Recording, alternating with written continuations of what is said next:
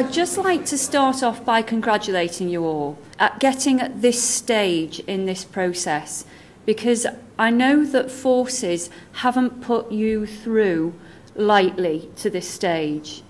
And so what a fantastic position to be in from your perspective, that people, senior officers within your force, have identified you as having the potential to progress and become senior leaders of the service in the future. There's two elements to today.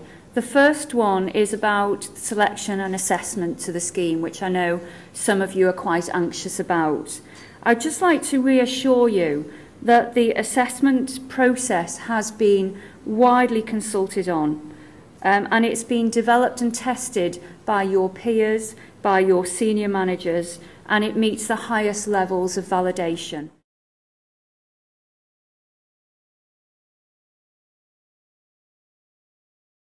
My name is Louise Stokowskis. I'm a senior psychologist at the Examinations and Assessment Unit up in Harrogate. What I've been busy doing for the last 3 or 4 months is designing the Stage 3 Assessment Centre, and also I've been involved in designing the Stage 2. So I'll be able to give you quite a lot of information about the 2 stages.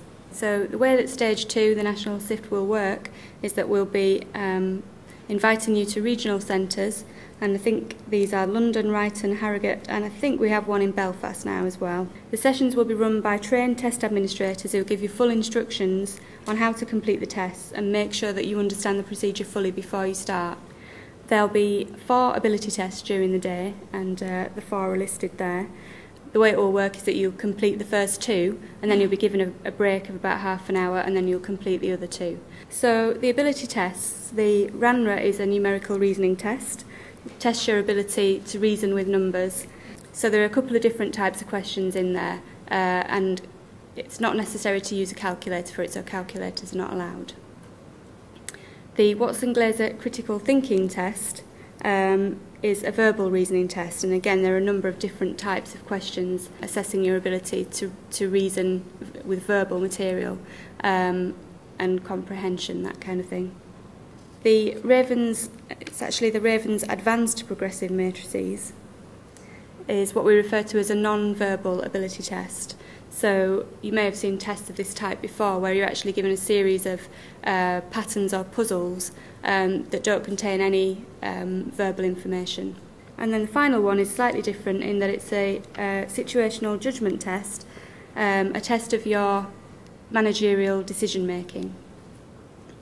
So you're given a series of managerial scenarios, and you're asked to work out what's the best approach to take from a series of answers that are given below.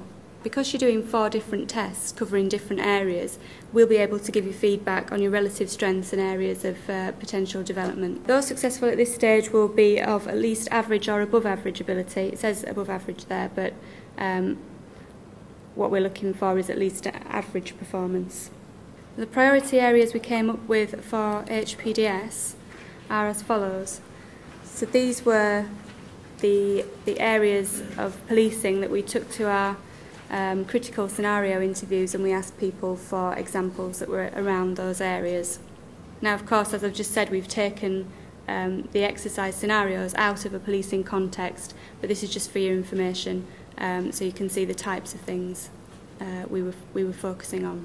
And then another set of priority areas were more relating to tasks that you would be expected to do.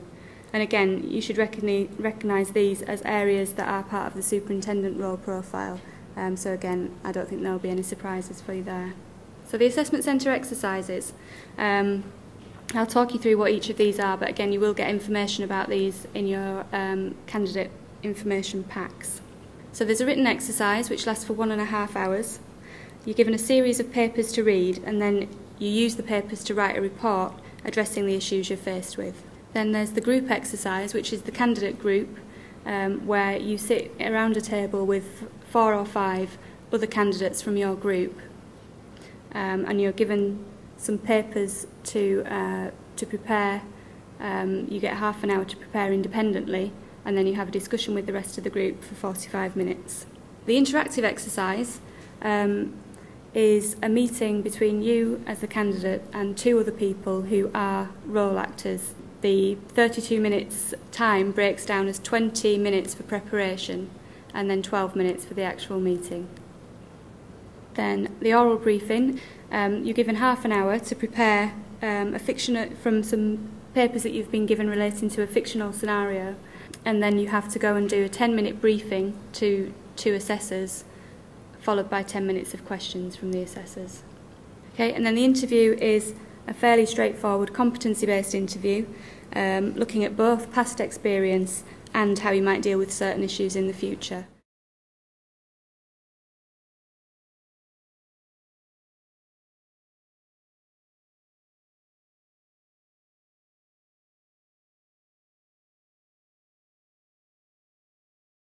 No, not that I've actually looked at and would recommend, but if you search for ability tests or psychometric tests on somewhere like Amazon, then you'll find kind of good ones that come up.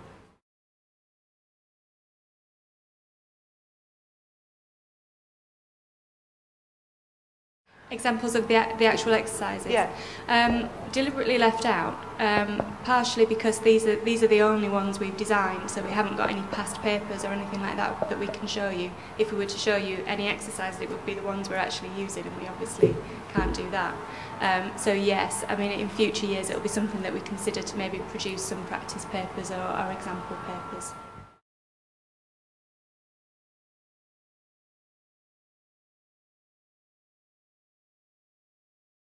No, it should. First of all, you should not be expected to transfer to another force, because you should have enough policing opportunities within any force to be able to demonstrate the skills that you need to develop and actually demonstrate. Should it preclude you from transferring to another force? Absolutely not. This scheme is designed to help you develop and help you have those skills to be promoted or potentially to transfer. Now, obviously, you may think more carefully about where you're transferring, to give you more opportunities. If you want to go into public order, then you wouldn't want to transfer to a force that doesn't, let's say, have any Premiership or Championship football grounds, for example. But no, it should not force you or prevent you doing anything with your career that you wouldn't do otherwise. It should actually just help your opportunities.